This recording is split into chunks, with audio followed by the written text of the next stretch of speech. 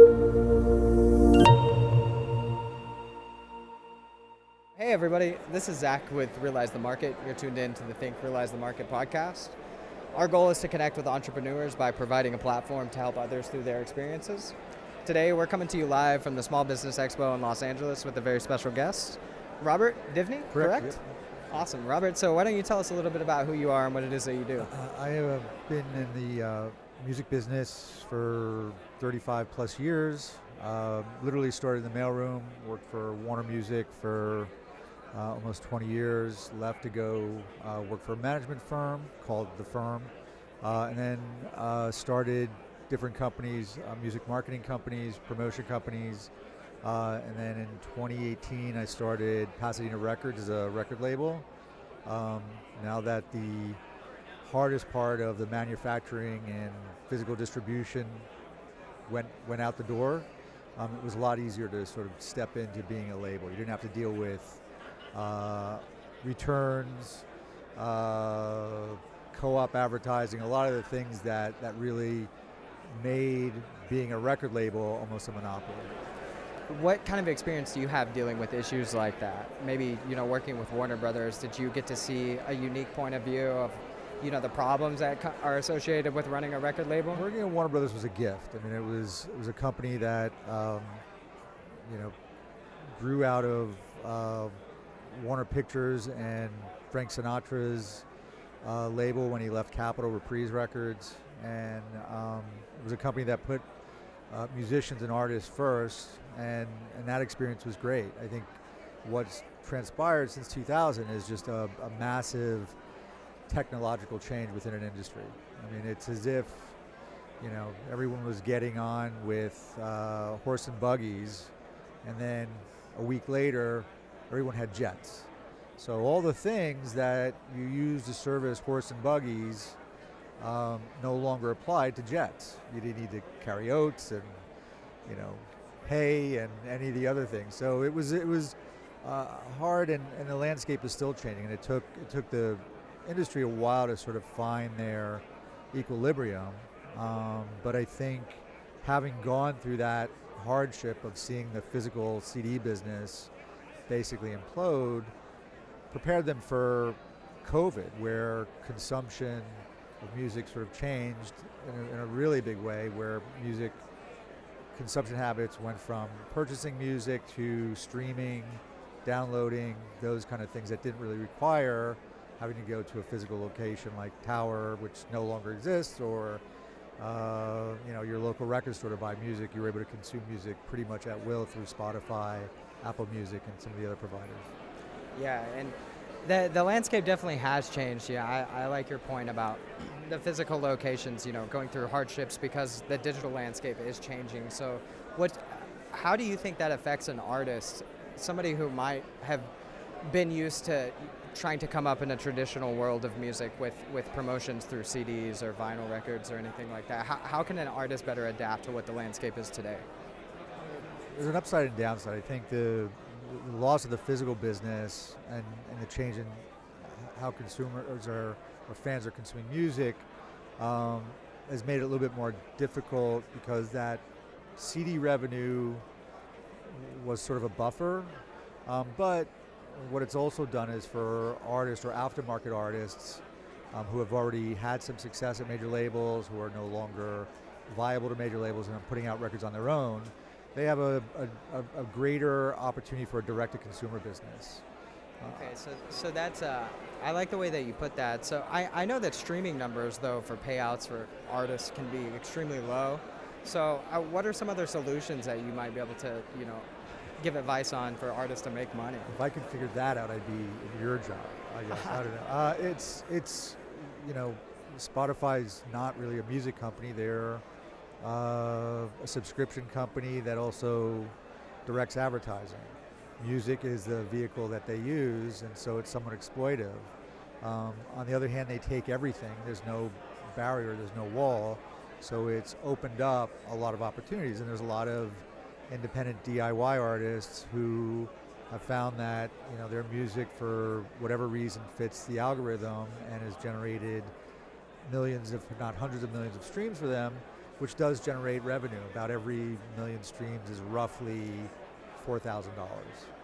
So, if you have fortunate to be able to sort of take advantage of that, that helps generate revenue, but it's only one spoke, I guess, of the wheel.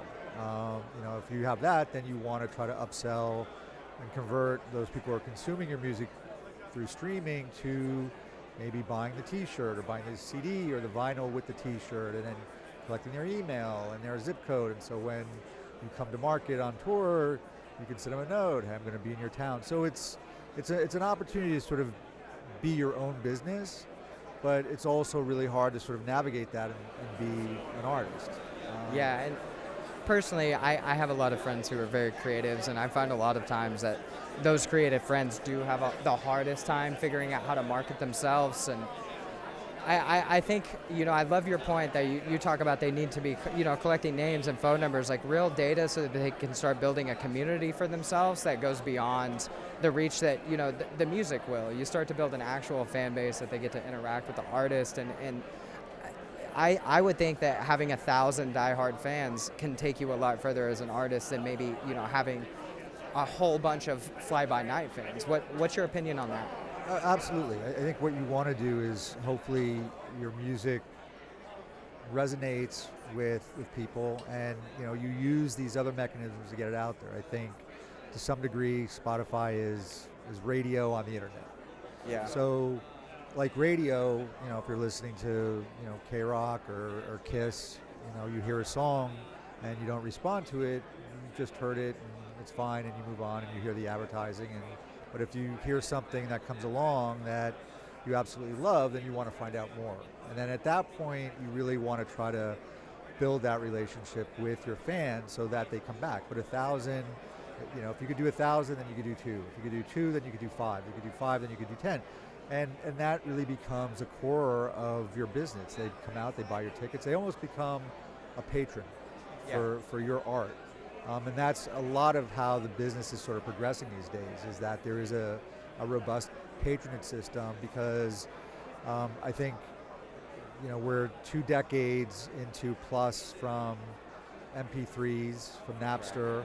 I think there's enough information out there where consumers realize the hardships that artists have. And I think when they find something they like, they want to support it and go the extra distance and support it a little more. If you're Radiohead, they offered their record up for whatever you want to pay for a few cycles ago. And more often than not, they probably found that people overpaid or wanted to pay more because they want more from that artist. And that's the kind of relationship you want. You want to be able to continue to serve or super serve your fans. Yeah, and I personally have relationships like that with artists that I really enjoy, Like I would be willing to pay a decent amount of money to make sure that the artist that I want to support is able to keep doing what they're doing, because it's having a positive impact on my life. And I know if it's having a positive impact on my life, it's probably doing the same thing to, hundreds of thousands, if not millions of people. And I know that sometimes it can take a lot for an artist to develop into that sense of character. And I would think that working with labels might help develop artists in that way and help them be more comfortable with who they are and kind of what message they might be promoting through their music. So is there any artist development that you help with if I was an artist who maybe had great music but not much of a direction? So I think for a lot of independent artists, it's all fog. Like, all right, I made a record on my computer and I distributed it through CD Baby, and I made a video with some cats and it went viral, and now I have a couple million streams. Now what? Like, how do I translate that to radio? And that's really what a record company does. I mean, there's a certain amount of negativity, but they do provide that infrastructure of marketing to editorials. So when you're on the iTunes store and you see those bricks for new releases, that's a marketing job. And you're on Amazon and you're getting upsold the new release by whatever, that's a marketing job. If you're wanting to get your song on the radio, that's also a promotion job. So those are the things that record companies does. And my company, Pasadena Records, provides that for the artists we sign to help them, but we also look at our artists as a partner, because we need them to participate as well on their socials. And then on the services side with the Artist Cooperative, we provide those services for publishing companies, independent labels, independent artists, management companies, anyone that needs some overflow from the majors that can't get to every artist. So we can provide some of that infrastructure on behalf of those and help navigate or at least clear some of the fog away on how to do that. That's cool. So what, in your opinion, what separates you as an independent label from, a major label? Because that's a big question too, but I know I personally don't know a lot of artists who obviously have signed a major label deal, but I mean, from the outside looking in, I know that artists have a lot of times really bad experiences with getting themselves into really bad deals. And I mean, I follow a lot of really independent artists who promote kind of doing everything themselves, to kind of stay away from all the publishing deals or all the bad deals that might come up to an independent artist. So for Pasadena Records, what I've tried to do, because I'm aware of that part, and again, I also have an affinity because I came out of the major label system, and I think there's a lot of value there. But what I do is I do licensing deals. I don't take any ownership of masters. We have a little publishing company, so we take a small percentage of publishing, usually 25%. We provide some marketing dollars. We do advances in the form of physical goods that the artist can sell at shows or direct through their website. So they're not locked into indentured servitude. We don't take options on future records. Hopefully, if we've done our job, they'll give us their next record, and that relationship will continue. But a lot of times, that heavy work of introduction, of educating, whether it's the people at Apple on the iTunes store, or people in radio, or other marketing things of who the artist is, what they're about, is the heavy lift. And quite often on the services side, we've been involved with a lot of artists who no one wanted to know about, no one wanted to care about until it started to break, and like a snowball rolling down the hill, the bigger it got, the more interest that major labels had in terms of upselling them or upstreaming them to theirs, because it was easier for them to jump on a moving train than to start something from scratch. So having that expertise when you get to a certain level, if you have a high level of streams and now you want to sort of really expand that, what broadcast radio seems to do now, or satellite radio, Sirius XM, does is amplify that activity. So it gives you an even broader audience to sort of build off of. And also, I think there's a benefit of getting into the culture in a way that streaming doesn't do. So if you're on K-Rock or radio stations across the country, for example, there's a cultural timeline, or time frame of how that song was of the summer of 2022. So 5 years from now, that was a song from when I was in high school. Or, so you have those connections that I think also adds value to sync licensing, which is another revenue source for any artist, big or small, is being in movies and TV shows. So if I were, say I was an artist and I released a song on SoundCloud or a free streaming platform, and it started to get some traction, and I wanted to get the attention of an independent label because maybe I'm not feeling the major route right now, what do you think is the next best step that I could take to get the attention of a label such as yourself? I think what you want to probably do, there's a lot of independent labels. I think it's a growth part of the business. It seems like because you don't have the barrier of having to manufacture and distribute physical goods to 12,000 record stores any longer, the physical business is essentially consignment. Well, I would even say it's consignment anymore. It's basically one way if it's vinyl, if anything else. So, you're selling a lot either through Amazon, through, I guess, Walmart Marketplace, or direct to consumer. So what you would do as an artist is where your music fits. Do you fall into like similar artists like Pasadena Records? Maybe you're more in line with network records, or you have a vibe that's more punk rock, so you want to be associated with some of those records. You want to be a fit for the art, for the kind of music you're making, because generally a lot of labels have a certain flavor or an expertise in a certain genre. And so they're going to be a lot more,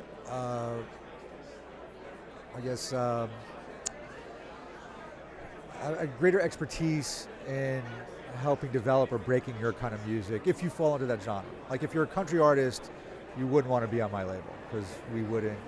So what do you look for in an artist? We're not particularly genre locked. I gravitate toward things I like. So I have, a twin duo who actually are from Pasadena, which is on a more pop scale. I have a singer-songwriter out of Boston. I have a couple artists out of Nashville. One is a singer-songwriter, one is more hard rocking. I have an artist from the UK. We're talking to a duo from Germany. So we're kind of broad. So and we also have a heritage artist with Dramarama and John Easdale. So that's awesome. So if I wanted to get in touch with you and send some of my music to Pasadena Records, how would I do that? If you go to our website, PasadenaRecords.com, there's a form, fill out, and I'm pretty responsive. So I'll respond to most anyone who will reach out and be able to provide some information or hear some music on that. And even on the services side for the artistcooperative.com, if you're not looking for a label but looking for services, we can help there as well. All right. Well, I definitely appreciate your time, Robert. I think that about wraps it up for us right now. Thank you. I appreciate your time. Of course. If anybody's interested, Facebook, Instagram, is it Pasadena Records? I don't think we're on Facebook. I've sort of been aversion to Facebook. We're on Instagram, Pasadena Records, and Twitter, and then the website, PasadenaRecords.com. Beautiful. All right. Well, there you have it. Robert, thanks for your time. Thank you. Appreciate it. Hope you enjoy your day.